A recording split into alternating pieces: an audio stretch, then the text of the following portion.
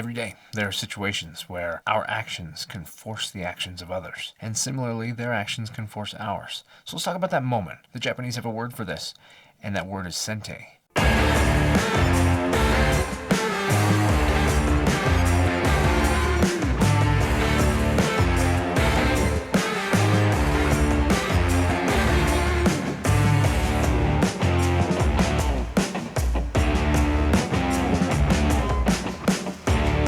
What's up, I'm Ken, this is kenfuTV, and each week I release videos in the martial arts, philosophy, technique, training, that sort of thing. If that's what you're into, I hope that you stick around. I hope you subscribe.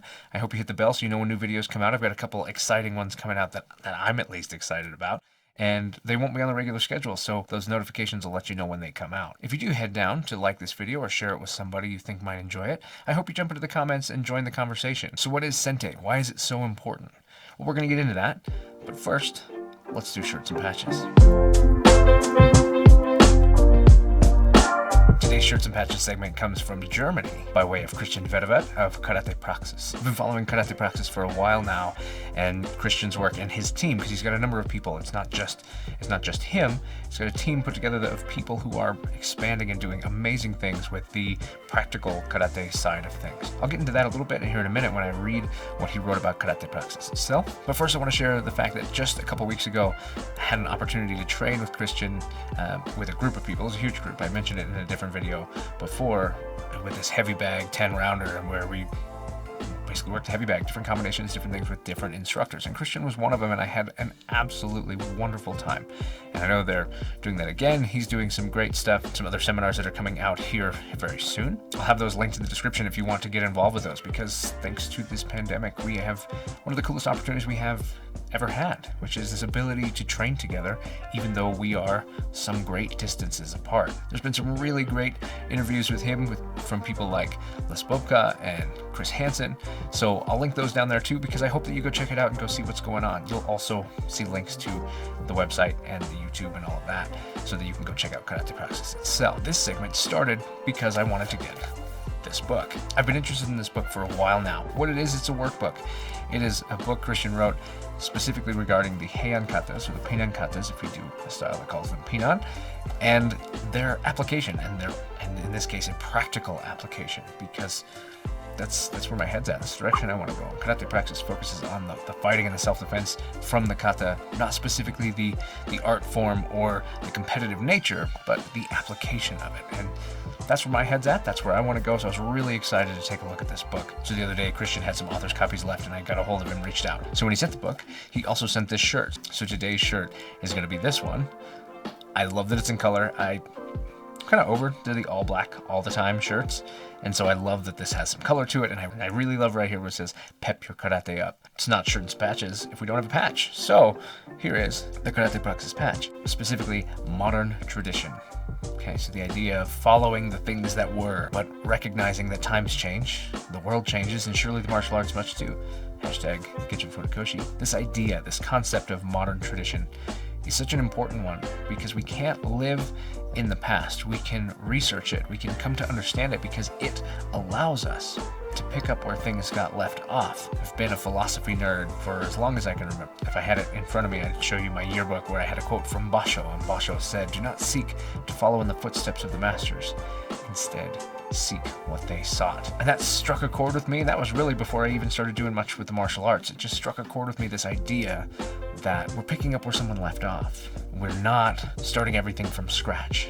We're not starting over every time. Just because we want to understand it doesn't mean we have to start from the beginning. And I think the martial arts is no different. We've got to pick up where the masters left off, and we've got to continue to go. The world also continues to change. We can't always do things that are very specific to a specific time or climate or environment that doesn't exist anymore or isn't relevant to ourselves. So I love this idea of modern tradition. So Christian says, KaratePraxis.com was founded in 2008 after his 4th degree black belt test. Praxis in German means application. On the other hand, it's a place where the doctor is located. That is sometimes confusing to English folks, but I get it. Sometimes, probably, but it is a doctor's work is called his practice, right? So that does make sense. So the name stands for practical karate in general. I was a tournament athlete for kumite. The dojo where I trained was all about the competition in 3K. Kata, kihon, and kumite. Never the three shall meet. 5 of us went to tournaments. All the others, let's say 100, had to train with the same content we needed and at the same time never had a chance or interest in becoming an athlete themselves. I wanted to change this. I wanted to become a trainer for those 100, not for those 5. That's really admirable, because it's really easy to get swept up by the few people who are working really hard for a specific thing and forgetting that there are a lot of other people who have their own goals that they're trying to reach. This was the birth of Karate Praxis. I aimed and still do to bring success to every student in every single class. Success in terms of what one has learned today does really practically function in partner work. This success brings motivation to stay and go on learning. This positive loop is one of my key points in teaching. Further on, Karate Praxis has some slogans. One is, we're going to close the gap, meaning the missing link between tradition and modern days and between kata as a form and its application. Love that. Told you. That's what I was just talking about. I love that. Karate Praxis teaching is based on principles and structures. This is a team of 12 teachers led by me, teach on principles and structures and turn the screw a little bit for every student to ensure his or her best success and understanding. We don't want copies of ourselves. We want to create new originals with a certain awareness and physical abilities. How awesome is that? I don't know why we don't all want to follow that same kind of path, that same direction of being able to pull the best out of people, pull the best out of tradition while mixing it with the best of the modern times, modern technologies, modern ways, and just continue to drive forward to the best of things. I love it. I absolutely love it. Christian, thank you. Gonna wear the shirt with pride. I'm already deep into the book. I'm really enjoying this. We'll probably be doing a video about this at some point as well. And the patch is gonna find its way onto the wall. With that, let's jump back in and let's talk about Sente. So what is Sente anyway? Well, to talk about that, at least from my perspective, I've got to include the game of Go. So I've got to incorporate the idea of this board game. Now, Go is a board game that you may have seen in various movies, cartoons, comic books. It's been all over the place. It's known to be one of the oldest board games still played in its original form, at least it's as they say. The game itself is a pretty simple game. You start off with 2 bowls full of stones. It's played in 2 colors. You have black stones, you have white stones. Black always goes first. The board itself is made up of a grid, in this case a 19 by 19, though there are many different sizes. Very traditionally, you've got 9 by 9, 13 by 13, 19 by 19. Those are the main 3. You start by placing your stones in the intersections rather than in the actual squares like you would chess, and the board starts empty rather than full, and you work to secure territory. So in this, you alternate turns. Black goes first. It continues to move, and you start off by determining and establishing where you want to go next, what you hope to accomplish as you continue to play. And in each way, each moment represents a choice. Something you're willing to take, something you're willing to give up, because every moment has that opportunity that might lead to either a conflict in that space, or it might just lead to yielding here so that you can gain something greater somewhere else. It's really important to understand how much this rolls into everyday life and why it's so important to realize every decision we make has this potential to turn one situation into another situation. So how does this have to do with anything? What are we even talking about today? Sente is described as having the initiative. You're the person. So when the game starts as black, you get to go first. So everything done after you is behind a step, right? It doesn't have the initiative. You have the initiative by moving first. So black starts with Sente. In order for things to change, you have to take Sente if you're white. That's how you're going to get things to turn in your favor, to be able to be the person making these decisions. So where does this fit in, and why do I think it's so important to talk about it? Well, that moment that I just described, this idea of doing something to turn the tides, to take the initiative from somebody else. This is described as taking Sente. It has a corollary, Gote. If someone else has Sente, you are in the position of Gote. I think especially a traditional karateka will recognize the importance of the concept of Sente itself, because we have one of our very first dojokun we ever learn is karate ni Sente nashi, which means there is no, we're going to call it Sente today. There's no Sente in karate. And hopefully by the end of this video, you'll understand what Sente is referring to. When I was first taught, it was taught there's no first strike in karate, but it's the wrong word. It doesn't encompass the whole concept. If you don't know better, it's a really perfect way to introduce the concept, especially for children. Something you don't hit first. I think Christian would tell you that preemptive striking is 100% valid, and hitting first is totally a solid tactic. So maybe that's not quite it. Let's look at the moment on the go board where these tides do turn. If I start by playing white and black is getting to go first, and they're always getting the opportunity to move towards their goals, and I'm always reacting to whatever they just did, well, how am I ever going to move towards my own goals if I don't change them? So Sente, taking Sente, is making a move, especially when it starts getting tighter and things start happening faster. You can start to liken that to the idea of a fight and the way that a fight moves, where you could be rolled back on your heels and defending and defending and defending. And if you continue to do that, if you can always continue to defend yourself and move backwards, it doesn't have to be backwards, but it could be backwards, right? I mean, we'll ignore that. But if I'm moving backward, I'm retreating, I'm defending myself, then eventually I'm going to fail. Eventually I will lose, because I can only do that so long before something happens. So this idea that I'm going to wait for you to hit and then I will hit you, it's not good enough. And I'm not saying that to be violent. I'm saying that to realize that there comes a time in the game, there comes a time where my defensive movement, the move that I might make to defend myself, will continue this pattern of behavior towards me. Or I can make a move that has to be recognized, that has to be dealt with. And suddenly you're reacting to me. In the game, it's easy because it's every other turn. One, then the other, then the other, then the other. So somebody's always first and somebody's always second. These moments where the person switches from being second to being first and the other person being second is the transition from Gote to Sente. By doing that, by taking Sente, I've done something that you couldn't ignore, that you had to respond to, or it would have been bad. Every day, we have situations like this. Times where what we're doing is affecting other people. And while we do that, the choices that we make, are we affecting good, positive change? Similarly, are we living in Gote where things are happening to us and around us and we're not doing anything about it? It's not necessarily improving our situation, we're just continuing to react. That could be in an argument, that could be in an altercation, but it can also be something as simple as every day I go to work, and in this toxic environment that continues to drag me down, but I show up just to try to continue. And my tides never turn. So my life stays the same. And maybe what I need to do is get out of that situation. I need to get out of that toxic environment. Maybe I need to get out of that toxic relationship. Maybe it's a relationship that you're dealing with. And maybe that movement, that change in my life is the thing that will take me further than where I am. That will create the happiness that I'm missing, that will create the positive outlook, the success. Maybe it will get me from living check to check to having money in the bank that I can rely on in the case of a problem. Those changes, those movements are really important.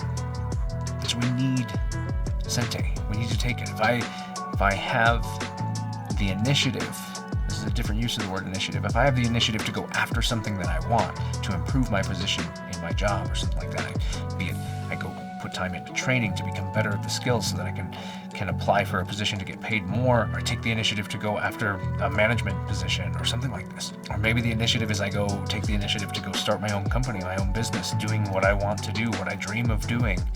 Maybe my initiative is to go start my own dojo, no matter what it is. If I never do that, then I'll never achieve it. I have to make those moves. Now, where does this go wrong? Why is Sente a negative? Why is it karate ni Sente nashi? Why is it there is no Sente in karate? That I think is simple too. Sente, the act of taking Sente, describes putting someone in a position where they have to react to you, doing something that makes someone have to respond. They have no choice. And that is why there's no Sente in karate. If I do things, if I'm loud and boisterous and mean and aggressive, or say things or do things that cause people to react to me, then I'm the problem. I'm the instigator of those things. I didn't throw a single punch, but the things that I said challenged you in a way that you couldn't back down for the fear of your pride, so you punched me. and now we're fighting. It's not the right thing. It's important to recognize those moments. I talked before about the idea of yielding, that when you make a move, that I could yield that to have something greater. If you're saying something to me that really gets my goat, and that, I don't know, this really fun thing called a YouTube channel has given me the opportunity to meet people in all kinds of different countries, and the idea, the phrases and things like get your goat might not universally apply. So if you have a phrase that means to get someone's goat, drop it in the comments because I want to learn your phrases. But if someone's trying to get my goat and I don't react to that, and I allow myself to move towards something greater, I yield to that and go, fine, that's fine. You can say that about my mom, you can say whatever. I'm going to focus on building something better because this doesn't really have an outcome that needs dealt with. Then my situation is greater. But if I respond to that, I can leave myself open for all kinds of bad things, even just in my own head going, what did I do? Why did I do that? I never should have said the things that I said because I responded to what they said, and then I said something that I shouldn't have said, and now I feel bad about that. These moments, these times are really important to realize. Gote is not usually okay, but Sente does not have to address a specific thing. If something that is happening right here, my movement to take Sente might be to go do something over here. When it comes to the martial arts, recognizing Sente when someone has it and when you are in a position of Gote is the moment. It's the critical understanding of when you need to do something. So, does karate strike first? 100%. Video in the description about Cobra Kai and strike first, strike hard, no mercy. Not necessarily being against karate ni sente nashi. The problem is if you don't actually handle this moment well, where you recognize that you are in a Gote position, that's the problem. If something is putting you in a place, when you recognize that there is no choice, your escape, your safety, the safety of the people with you, whatever it is, you need to do something. That's the moment that you need to seize Sente. And then Cobra Kai has it right. Strike first. Strike absolutely hard. And have no mercy in that moment. Save mercy for once you've secured a dominant position that allows you to be safe or to protect the people that you needed to protect, and then determine if you need to render aid to this person or if you need to do something else, but get safe first. The common thing taught is to wait for the first punch. Wait for that first strike to happen. Defend it, block it, and then respond, counterattack. Use your technique. The problem with this is if the first attack works, if you didn't respond to it fast enough, or if it was a sucker punch, or you just didn't achieve your goal and it landed and it knocked you unconscious. How well can you apply your technique while you're unconscious? How well can you save the people around you while you're unconscious? You can hit one time. One time. Go down, hit your head in the right way, and possibly never wake up again. That's simple. I think about that a lot because my act of hitting somebody could do that to them. I could hit a person one time, and I could end their life. Not because I'm Saitama the One Punch Man and I have this incredibly powerful punch, but just because if I hit you just right and you stumble and you fall and you hit your head and you die, life is over. So am I going to let a situation where you say something that is just meant to upset me kill you? Because it could. And vice versa. If somebody is going to hit me first, do I want to run the risk that that's how the outcome is? No, by all means. If I have the ability to leave, I need to leave. If I don't have the ability to leave, I need to de-escalate. And I need to have practiced de-escalation. It's not something that I can just choose to do. You have to know how. There are techniques, there are abilities, there are skills that you can develop to be good at de-escalation. That's what negotiators are, right? Go watch any movie with a hostage negotiator. Okay, not any movie. Sometimes they portray the hostage negotiator as just a bumbling idiot. But that person's job is to try to calm things down and create a better situation. There is training to be a de-escalator. And we need that. Most of my de-escalation training has come from customer service. People get frustrated and angry and upset about all kinds of things. And I can't just walk off, that's not gonna make it better. I can't just punch the guy, I'll lose my job. I better help bring the situation down. And ideally, and I take it as a personal challenge, to make it a situation that is positive for them instead. It's very triumphant, it feels very good when you get it. And maybe that's a little selfish, but it's selfish and with a positive outcome, so I'll allow it. So de-escalation needs trained. But if I can't de-escalate, and it is going to get physical, and I'm seeing pre-attack indicators. I'm seeing the way their posture changes and clenching fists or gritting teeth or whatever it is that, maybe they're looking away because they want to be able to get me distracted so they can throw a sucker punch, something like that. If I'm recognizing these things, and also back to training, you have to train to recognize these things, then it probably means it's go time. And if I wait to find out, it might be too late. So now it's time to move, it's time to go. It's time to take Sente, it's time to hit you in a way that you have to deal with me. And truly my feeling is I should be overwhelming to you. I should make sure that you have no thought in your mind other than dealing with me. And I need to not be in a position where the only thought in my mind is dealing with you. I need to be establishing my escape, my possibilities.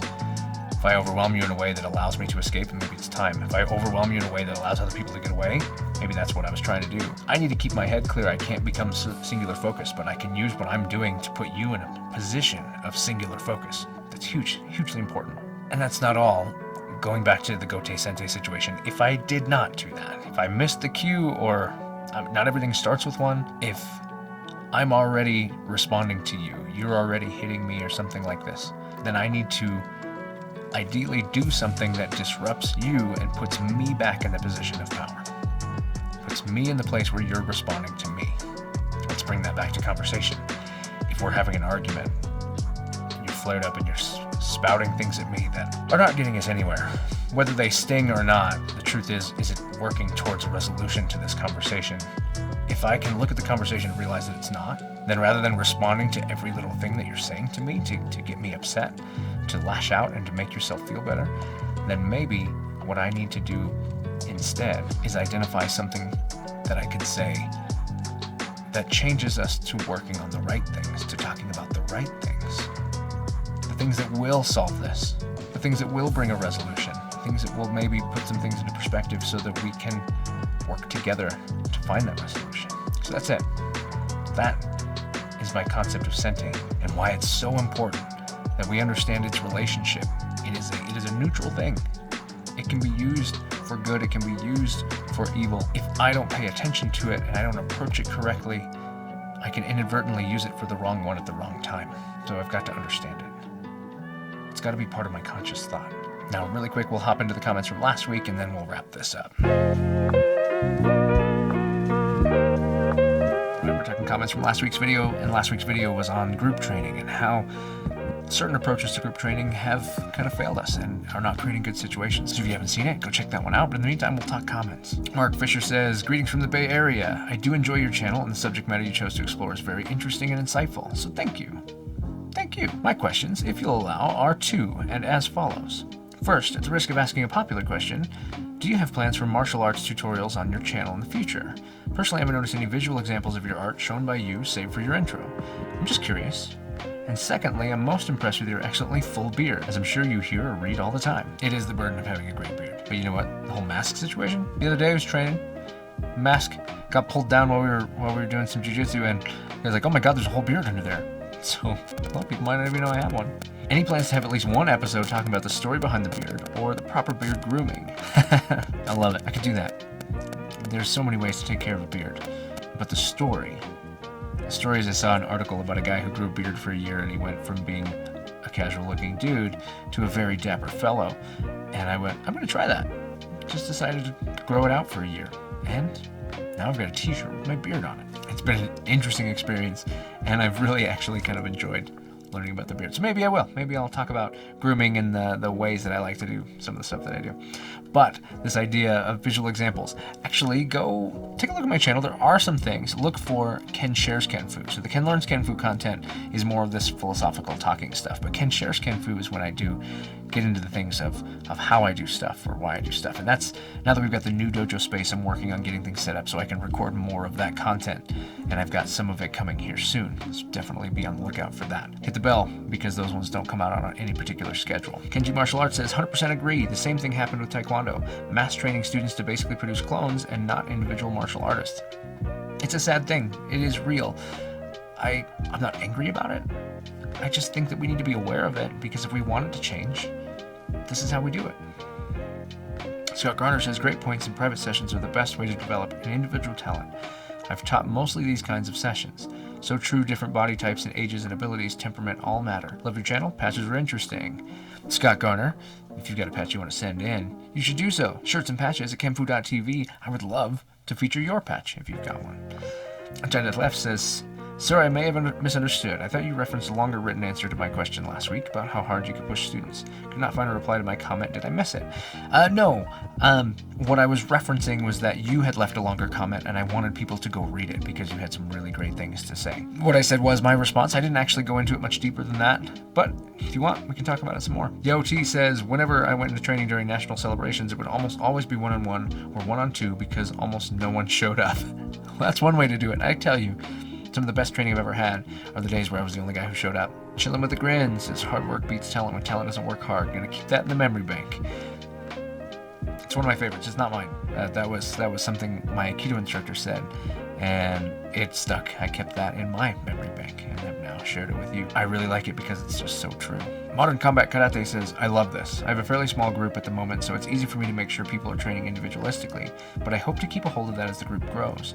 Making people better versions of themselves is definitely better than making people facsimiles of some arbitrary standard." You're on the right track by paying attention to it, because if you pay attention to that and keep it that way, then as you add students, it will not be difficult for you to do it, and you're training students to behave the same way. When you spend that time that way, students learn to appreciate its value, and those students will help pass that same environment to the additional students you may add at some point. So I wish you great luck. I think it's going to go great. Slider X just says, "Just found out my wife and I are having a baby. Congratulations, Ryan. This is so awesome. I'm so excited." I know we talked a little bit about it over email, but I'm hoping that the rest of you jump in the comments, comment on his comment, and tell him congratulations, because that's amazing and super exciting. And yeah, go do it. Give some love. Gary Higgs says, "I'm a second level black belt in ASK and I have large numbers in young people as well as adults. Do you want one of my Superfoot system? I've moved from Texas back to the UK. Congrats on your channel." Dude, I would totally want one for your Superfoot system. So hit me up, Ken at kenfu.tv, and I'd love to speak more. Definitely Not Ben Lente says, "I'm so lucky my sensei trained me one-on-one and privately." You are. It's just truth. There's nothing quite the same as some one-on-one training. Even if you have group training, if you train in groups for a long time, but then I would take opportunities to get a hold of my instructor and see if we could train separately, and he's always taken that chance. And we continue to this day, even though he's handed the school over to me and I continue to teach, we still get together at least once a week to train, just him and I, or just him and I and one of the other students that I came up with, and we keep going, and that is invaluable. Little Giant Robo says, "Your talk today made me think of your talk on principle-based instruction a little while ago. That's the thing about principle-based instruction. It allows two people to do something in the same way, yet also differently at the same time. As you say, the finer details of a technique, for example, will need to be different, even slightly, from one person to the next. But whatever that technique looks like, the next person is probably following the same principles in the execution of his or her technique. I think my point with this is for people questioning your words here. If we teach principles and the students practice the principles, then the students will do things correctly, even if it is not 100% the exact same thing that we do. The foundation of the style will still be maintained and transmitted properly for the people concerned about that kind of thing." I love that.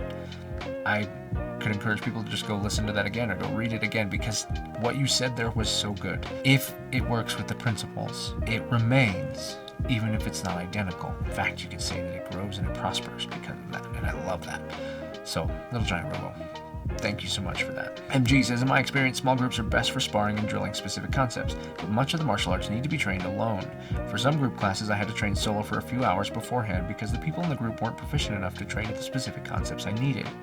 It is good to have a list of seminar topics you can teach to huge groups of people, though, regardless of level." That's true, and I think there's a lot of things in seminars that they're just seminar things. I look at the Filipino martial arts that we do, a lot of the drills, the huput, the sinawalis, and all this stuff. A lot of this stuff ends up being really great seminar drills, things to get people going, and it's kind of different from the actual training because of the fact that it's being done in such large groups that having things that go across experience levels is huge. Travis says, "How good is it to train with collie sticks?" And it goes on. Gary Higgs comments on that to find out what he means by that. And he says, "Would collie sticks help me become a better fighter?" Really depends on how you apply them. They certainly can. I find that, and the Japanese arts have them too, the tombo. I find that working with sticks makes for really fast hands. Gets you some different kind of shoulder conditioning. But if you're working with other people that are swinging sticks at you, those move incredibly fast. And so your reaction time, your reflex time, and your movement becomes a lot faster. That's what I've noticed from it. And so, by all means, get to it. Watch some of my other videos if you want to see some drills. You can see those in the Ken Shares Ken Fu section. That's it this week. I'm enjoying the ones where we've got comments that were about the video, but occasionally comments that are just separate, because it gives us a chance to talk about some different things. I've been thinking that maybe I'll do maybe some kind of live stream or something where we can just talk a little bit. Don't know, got to work out the whole schedule of that, but if that's something you're into, drop comments to let me know that maybe that's something we want to try for. In the meantime, let's wrap this video up. Okay, that's it for this week. Hope you enjoyed this. I hope that it gave you something to think about, and I hope that your week is off to a great start. If you like these videos and you want to subscribe, you can do that right here. If you want to see a playlist of videos like that, right here, and a couple more that you might like right here. I'm Ken, this is Ken, and that's how you preemptive strike somebody. It's kenfuTV. I'm out.